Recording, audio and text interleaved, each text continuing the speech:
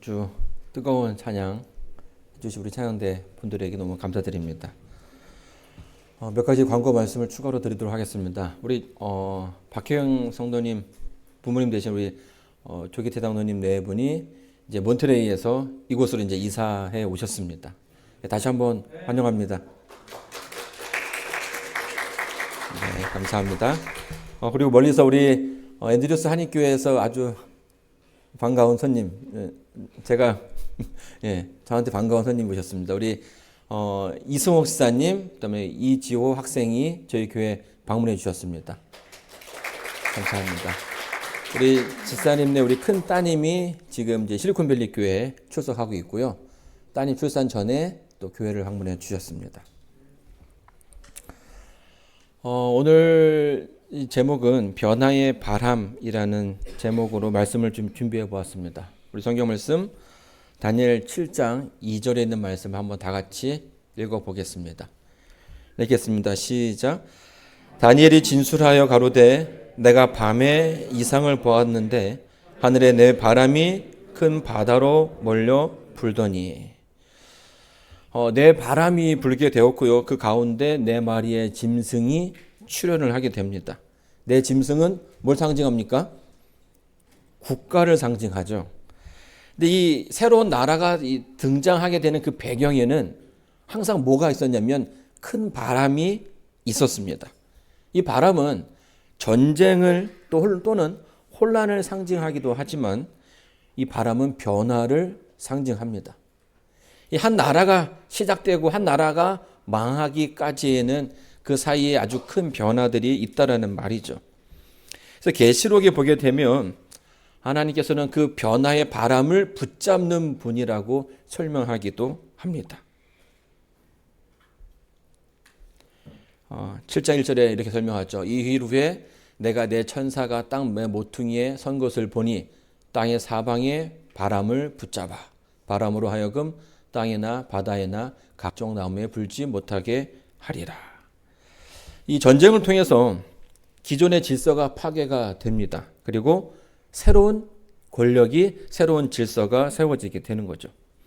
이 변화의 바람은요, 어떤 이에게는 그들이 그동안 세워왔던 것들을 무너뜨리는 것이 되는 반면에 또 어떤 이들에게는 새로운 세상에 대한 또 그들이 새로운 세상을 살아갈 수 있는 힘이 되기도 합니다. 우리가 지난 그 수년 동안 보아왔던 이 코비드 19의 어떤 그 변화는 참 많은 것들을 바꾸게 해 주었죠.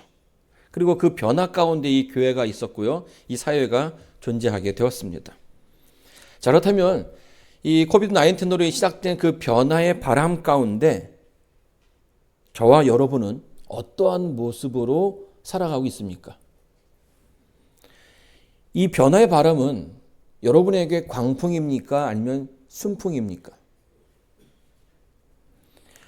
인류는 역사 가운데서 세 차례의 그 산업혁명을 맞이하게 됩니다. 그리고 지금 우리는 또 한 차례의 산업혁명을 지나가고 있다고 설명하고 있죠. 1차 산업혁명은요, 이 증기기관의 등장으로 인한 기계화 혁명입니다. 이 증기기관 등장 이전에는 어떻습니까? 모든 공업들은 다 집에서 만드는 간의 수공이었죠. 그리고 뭐 도움을 얻는다 해도 뭐 짐승이나 또 뭐 풍차라든지 뭐 이런 것들의 도움으로 물건을 만들었습니다. 자, 그러다 보니까 인력이 갖고 있는 그 능력은 제한적이게 마련이죠. 그런데 이 증기기관의 등장으로 인해서 사람은 화석 연료를 에너지로 활용할 수가 있었습니다. 그리고 그것을 통해서 뭘 돌릴 수 있었습니까? 기계를 돌리게 되었죠. 이 기계가 등장하기 시작하면서 생산성의 급격한 향상을 가지고 오게 됩니다. 그리고 이 1차 산업혁명을 기반으로 영국이 세계 곳곳의 식민지를 만들 수 있는 그런 발판을 마련하게 되죠. 자, 그러면 2차 산업혁명은 무엇으로 시작되었을까요? 2차 산업혁명은 이 전기와 컨베이어 벨트가 발달해서 시작이 됩니다. 자, 이로 인해서 대량 생산이 가능해지게 됩니다. 이제 우리 공장이라고 하는 그런 단어를 떠올리시면 되는데요. 움직이는 컨베이어 벨트 앞에 사람들이 서게 됩니다. 그리고 각자 자기가 맡은 부분의 일을 하게 되는 거죠. 전체의 공정이 다 갖춰지게 되는 것입니다. 그리고 이 조합을 가지고 2차 산업혁명이 시작되었고요. 여러분 아시는 것처럼 미국이 19세기 말과 20세기 초에 이 혁명을 통하여서 막대한 또 부를 얻게 됩니다. 노동자들은 각자 자기 분야에, 자기 부분에 있어서 최선을 다하게끔 훈련을 받게 됩니다. 이 분업화된 과정을 통해서 생산성이 향상되고요. 시간은 단축되고 또 제품을 대량 생산이 가능하게 됐죠. 덕분에 그 제품의 가격은 크게 떨어지게 됩니다. 그래서 이 산업혁명 이전에는 부자들만 가질 수 있던 물건들을 이제는 일반인들도 가질 수 있는 그런 기회가 된 것이죠. 자, 그런데요. 이 산업혁명이 모든 사람들에게 다 좋은 것은 아니었습니다. 누군가는 자신의 그 직업을 잃어야 했던 거죠. 자, 예를 들어 보면, 이제 닭공장이라고 이제 하는데요. 닭을 이제 해체해가지고 막 이제, 닭을 대량으로 이제 판매하는 이제 그런 회사들이 생기게 되었죠. 근데 그 전만 하더라도요, 이 짐승을 뭐 해체하는 그런 일들은 특별한 기능을 가지고 있는 사람들만 할 수 있는 일이었습니다. 그런데 이 공정이 세워지기 시작하면서 해체하는 기능을 공정으로 만들 수 있는 더 똑똑한 사람들이 등장하기 시작하면서 이 기능을 갖고 있는 기능공들이 자신의 그 설 자리를 잃어버리게 된 것이에요. 한국의 그 양장점들이 많이 사라진 이유가 거기에 있는 거죠. 3차 산업혁명이 시작되면서 1차 산업혁명은 증기기관의 발전으로 인해서 일어난 것이고 2차는 이 컨베이어 벨트가 발달하면서 시작된 것이라면 3차 산업혁명은 PC와 인터넷이 발달로 시작이 되게 됩니다. 그리고 이제 이로 인해서 뭐가 됩니까? 공장이 자동화가 되는 거죠. 이제 그동안은 계속 그 인간이 어떤 그런 그 부분에 한 역할을 해왔다면 이제는 그것마저 필요가 없는 세상이 되었다라는 겁니다. 그리고 참 많은 정보들을 이 컴퓨터가 등장하기 시작하면서 굳이 다 모든 정보들을 개인이 가지고 있을 필요가 없어지게 됐죠. 제가 어릴 적만 하더라도요, 그때 각 집마다 그 있던 그 전화번호를 정말 다 외웠습니다. 그 누구네 집에 전화하면은 몇 번 이렇게 다 나올 정도로. 근데 지금은 제 와이프 전화번호도 제가 기억하지 못할 정도가 되었던 거죠. 자, 근데 이제는요, 어떤 그 지식을 사용하는 그 부분에서 컴퓨터라든지 핸드폰이 있기 때문에 지식은 그저 저장 수단이 되고 만 것이고요. PC와 인터넷의 보급으로 사람들은 이제 정보를 활용하는 측에서 더 많은 발전을 이루었다라는 겁니다. 그래서 이 3차 산업혁명을 보게 되면 또 이런 그 혁명 가운데 많은 변화들이 생기게 됩니다. 또 비근한 예를 들자면 그 전만 하더라도요, 음반 회사가 아주 큰 영향력이 있었습니다. 그래서 뭐 가수들이 음반을 내기 위해서는 그 음반 회사의 어떤 스폰을 받아야 됐고, 그래서 그 회사가 만들어지는 것으로만 판매를 가능했는데, 이 인터넷이 개발되기 시작하면서 뭐가 발전하냐면 공유하는 그런 시스템이 발전하게 됐죠. 그리고 사람들이 그런 모든 그 자료들을 또 정보들을 인터넷에 올리기 시작하면서 어떤 그런 그 외부에서 물건을 만드는 회사들의 어떤 입지가 점점 줄어들게 됩니다. 그리고 이제는요, 지금 이제 한류가 굉장히 유행하고 있는데, 예전에는 그 권력을 갖고 있던 큰 음반 회사들이 그 모든 권력들을 다 이제는 이 매니지먼트 하는 그 회사들로 넘겨주게 되었던 것이에요. 어떤 바람이, 이 변화의 바람 가운데 어떤 사업은 망하지만 또 어떤 산업은 크게 부흥한다는 것입니다. 자, 그리고 이 4차 산업혁명은요, 중요한 단어가 있는데 그게 뭐냐면 AI와 또 빅데이터입니다. 근데 이게 이제 올까 가능할까? 이런 생각들을 많이 했는데 우리가 팬데믹을 지나면서 이 코비드 19을 지나면서 이 4차 산업혁명에 대한 그런 관심들이 굉장히 많아졌고요. 이제는 어느 정도 그 입구에 들어섰다는 이야기들을 하고 있습니다. 비대면 사회가 빠르게 진행되었고요. 재택근무가 가능하게 됐고 온라인 마켓이 크게 축소가 되었죠. 그리고 오프라인 중심으로 했던 기업들이 굉장히 축소가 됩니다. 여러분 그 한국에는요 이 카카오뱅크라는 게 있습니다. 이 카카오뱅크가 지금 생긴 지 7년 정도가 됐는데 이 여기에 가입된 그 사람 수가 몇 명이냐면 2,300만입니다. 여기는 지점이 없어요. 근데 2,300만이면 어느 정도 숫자냐면 대한민국의 인구가 지금 5천 몇백만인데 거의 절반의 숫자가 다 이 은행에 이 카카오뱅크를 쓰고 있다는 말입니다. 자, 그러면 그동안 그 수많은 그 지점들을 가지고 있던 은행들은 뭘 했느냐 했을 때에 이때 그 팬데믹 기간에 시티은행, 한국에 지점을 내었던 시티은행이 90%의 지점을 철수하게 됩니다. 왜 그럽니까? 이제는 더 이상 사람들이 굳이 은행에 가지 않아도 은행 업무를 볼 수 있게 된 것이기 때문이죠. 여러분 시대가 아주 빠르게 바뀌고 있습니다. 그리고 이 변화의 바람은 계속 불고 있고요. 이 변화 가운데서 어떤 사람들은 중심을 잃어버리고 땅에 떨어지는가 하면 또 어떤 사람은 이 바람을 타고 더 훨훨 날아가고 있는 세상이 된 것입니다. 여러분 성경에도 이와 비슷한 사례가 있습니다. 우리 창세기 47장 20절 그리고 25절 말씀 한번 읽어보도록 하겠습니다. 자, 읽어보겠습니다. 시작.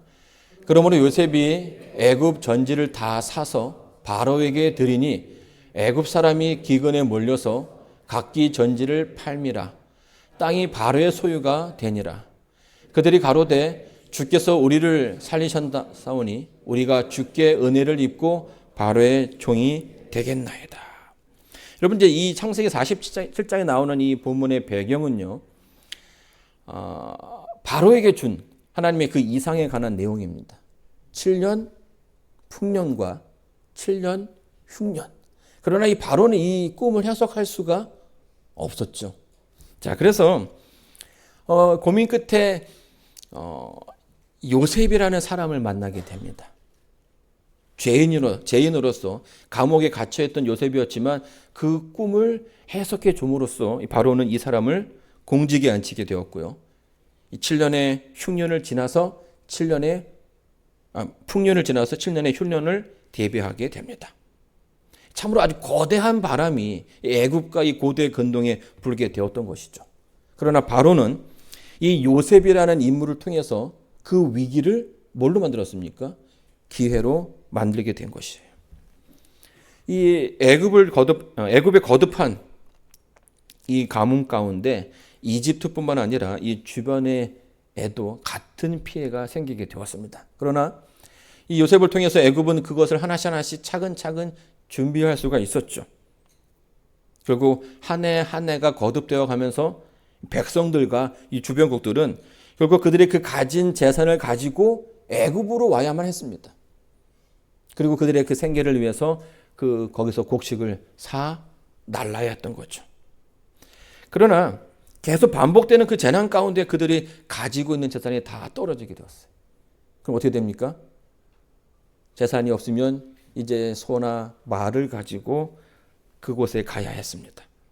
또 가축이 없으면 어떻게 됩니까?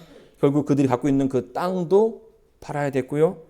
또 그 땅도 다 맡기게 되면 결국 자기 자신을 그 바로의 종이 되어서라도 생명을 유지하게끔 그들이 선택하게 되었다라는 거예요. 여러분 이 7년의 긴 그 가뭄 가운데 이스라엘이 정말 엄청난 위기 가운데 있었지만 애굽은 그 위기를 기회로 만들게 되었고요. 이 7년 동안에 막대한 부를 갖게 되었고 고대 근동의 패권을 장악할 수 있는 좋은 기회가 되었습니다. 이 모든 것들이 가능한 이유가 뭡니까? 그 시대를 분별하고 그것을 준비할 수 있었던 요셉이라는 인간이 그곳에 있었기 때문입니다. 여러분, 팬데믹 이후에 우리가 사는 사회와 교회에는 참 많은 변화들이 있어 왔습니다. 그리고 위기라고 말하는 이들이 있고요. 또 기회라고 말하는 사람들도 있습니다. 자, 그렇다면 우리 교회는 지금 어떠한 준비를 하고 있습니까?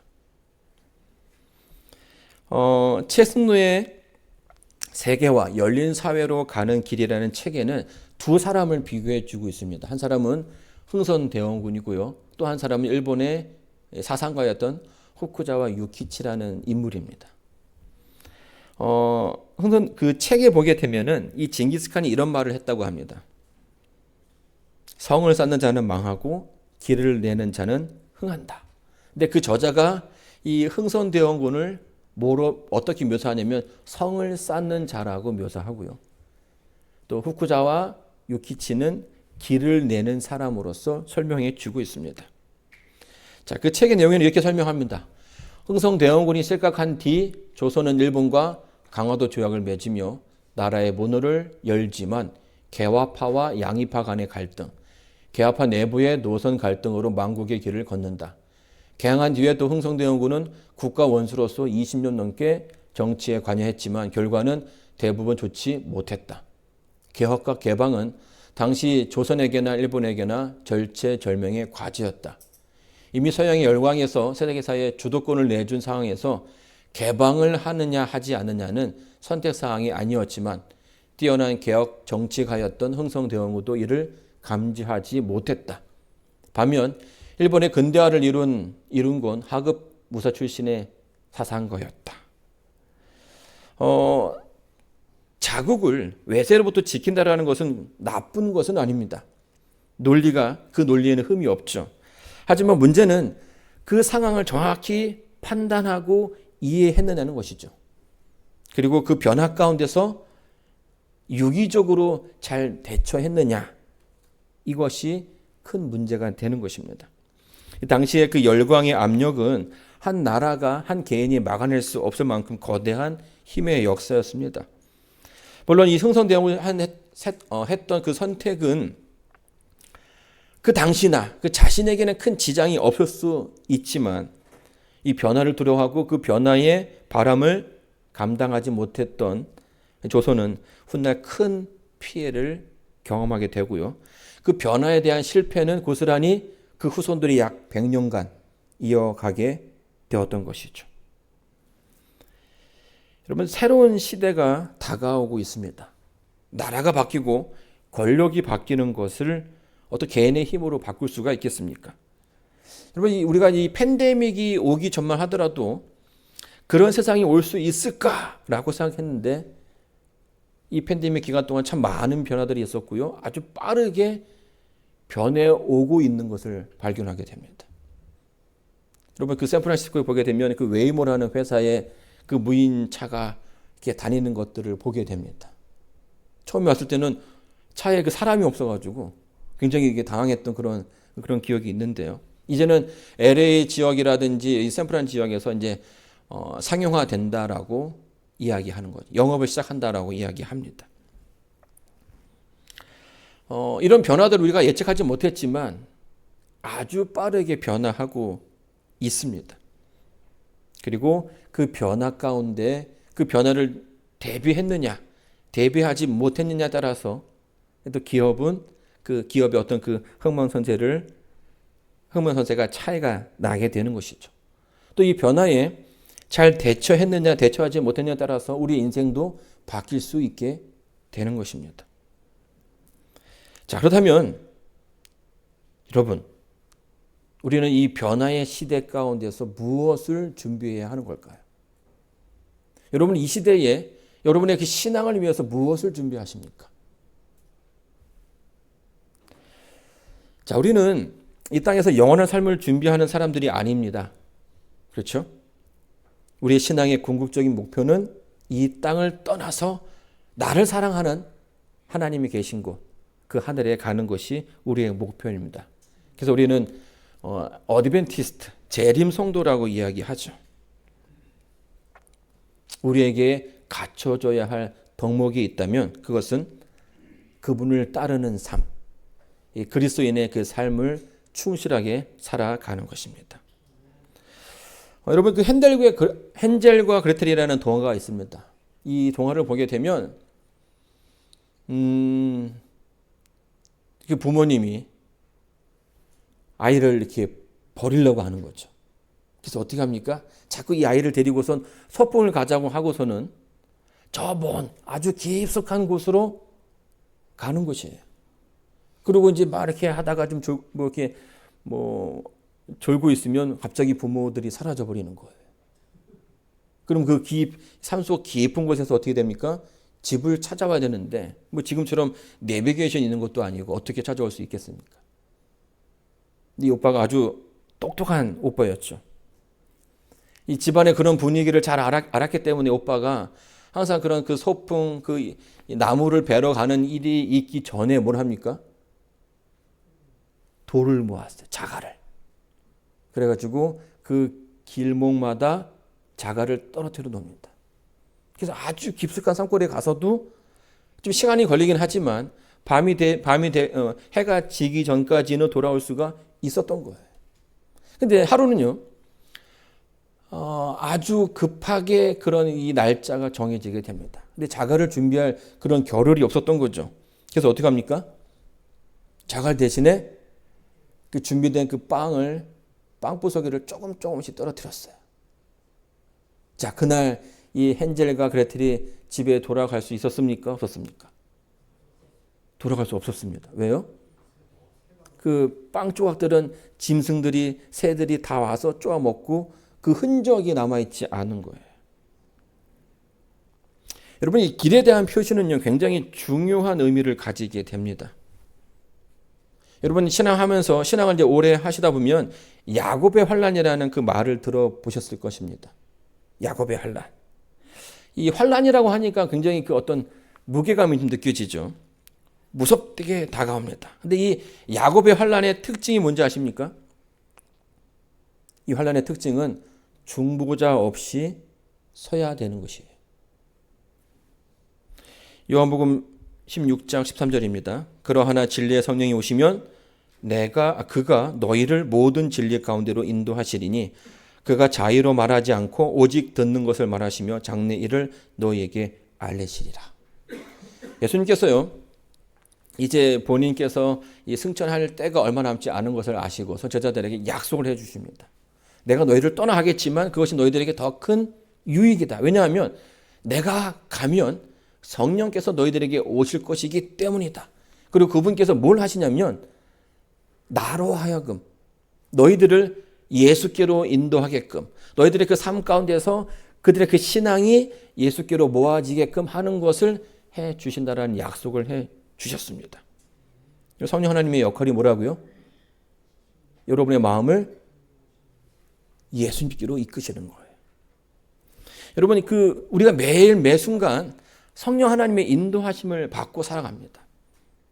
그리고 여러분, 이 자리에 계실 수 있는 그 이유 중에 하나도 성령께서 여러분의 마음 가운데 역사하셨기 때문이죠. 어쩌면 우리 매 안식일마다 그런 음성을 듣는지 모르겠습니다. 저도 가끔 들립니다. 근순아, 교회 가야 돼. 근순아, 네가 목사잖아. 예. 교회에 가야 한다는 그런 음성을 듣고 우리가 이렇게 교회에 나올 수 있게 되는 것입니다. 자, 그런데요, 이 야곱의 환난 그 직전에 어떤 일이 일어나냐면 성령께서 이제 하늘로 올라가십니다. 그러니까 늘 우리의 마음을 교회로 이끌고 하나님께로 이끌었던 그분께서 사라지게 되는 거예요. 하늘에 가시게 되는 겁니다. 그러면 어떤 일이 벌어집니까? 우리의 심령 가운데 성령께서 사라지게 되는 거예요. 헨젤과 그레텔이 그 길을 찾기 위해서 두었던 그 돌이 사라져 없어진 것처럼 그 없는 그 길을 우리는 헤쳐 가야 되는 것입니다. 그래서 이 야곱의 환난을 보게 되면 나중에 또 뭐 자세하게 설명드릴 수 있는 그런 기회가 있을 텐데요. 이때는 변화가 일어나지 않습니다. 악한 사람은 그저 악한 대로, 선한 사람은 그저 선한 대로. 이게 가능한 이유가 뭔지 아십니까? 결국 그가 살아온 대로 살아가게 되었다라는 거예요. 비록 성령께서 그 순간에 우리와 함께 하시지 않았지만 매일의 삶 속에서 그 성령의 음성을 듣고 하나님께로 가는 그 길을 매일매일 반복했다면 성령께서 그 순간에 계시지 않다 하더라도 시간이 좀 걸릴 수는 있겠지만은 예수님께로 가는 그 길이 어렵지 않다라는 거예요. 그러나 그런 노력들이 그의 삶 속에서 있지 않았다면 결국 그들은 그 일을 잃어버리게 된다라는 것입니다. 이 가운데 우리가 반드시 체크해야 되는 것이 하나 있습니다. 그게 뭐냐면 내가 지금 진리 가운데 이끌리고 있는가? 내가 지금 성령 하나님과 동행하고 있는가? 여러분, 지금 하지 않으면 우리는 그때도 할 수 없습니다. 그래서 우리는 지금 그 길을 만들어야 합니다. 하나님께 가는 길, 예수님께 나아가는 길, 예수님과 만나서 예수님과 동행하는 그 길에 우리가 서야 한다는 거죠. 모든 날 우리는 하나님과 동행해야 하는 것입니다. 자, 우리 집사님들 그 준비된 종이를 나눠주시겠습니까? 자, 그러기 위해서는 반드시 뭐가 필요하냐면 연습이 필요합니다. 이 길은요, 원래부터 있던 길이 아니었습니다. 사람들이 계속 반복돼서 그 길을 걷고 갔다 오고 하면서부터 그 길에 이 잔디밭이 길이 되어버린 것이에요. 자, 우리가 저희 교회에서 이제 4월부터는 이제 소그룹과 제자 훈련을 하려고 시작하고 있습니다. 자, 그 가운데서 성경 말씀을 묵상하게 될 것이고요.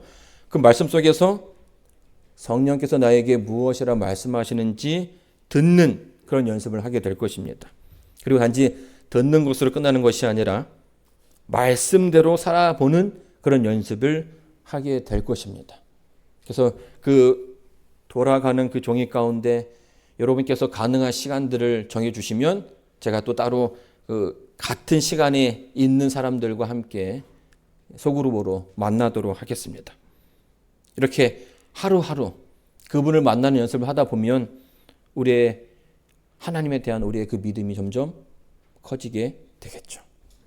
성경 말씀 마태복음 8장 10절입니다. 다 같이 읽어보도록 하겠습니다. 시작. 예수께서 들으시고 귀히 여겨 좇는 자라들에게 이르시되 내가 진실로 너희에게 이르노니 이스라엘 중 아무에게서도 이만한 믿음을 만나보지 못하였노라. 예수님께서 백부장의 믿음을 칭찬하셨습니다. 이스라엘 백성들이 가지지 못했던 믿음이라고 말씀해 주셨죠. 이와 반면에 나사렛 백성들은 예수님을 이렇게 영접하지 못했습니다. 여러분, 그 이유가 뭔지 아십니까? 왜 나사렛 백성들은 그와 함께 자랐던 예수님을 맞이하지 못했을까? 이 나사렛 동네의 사람들에게 있어서 그들의 눈에 비친 예수님의 모습은 메시아가 아니라 이웃집 청년, 요셉의 아들, 목수인 예수, 장가 못 간 노총각으로 보였다는 것입니다. 그러니 그들이 예수님께 요구할 수 있는 것은 그저 망가진 의자나 가져갈 수밖에 없었던 거예요. 자, 그런데 전혀 다른 곳에 있었던 이 백부장은 예수님을 어떠한 모습으로 보게 됩니까? 만군의 주, 천하의 천사들을 호령하는 대장 예수로 예수님을 바라봤죠. 그래서 예수님께서 자기의 집을 오는 것을 감당하지 못하고 말씀하시면, 명령하시면 그 병이 다 나을 거라고 그가 믿었던 것입니다. 사랑하는 성도 여러분, 여러분은 예수님이 어떤 분이시라고 생각하십니까? 많은 변화의 바람들이 우리가 살고 있는 교회와 이 사회 속에 불고 있습니다. 우리 교회는 이 불어오는 바람 속에서 사라지게 될까요? 아니면 부흥하게 될까요? 여러분, 예수님은 이 교회의 주인이십니다. 우리는 반드시 그분을 만나야 하고 매일 매순간 그분과 동행해야 합니다. 2024년 그 동행의 길에 저와 여러분이 있게 되기를 바라면서 오늘 말씀을 마치겠습니다.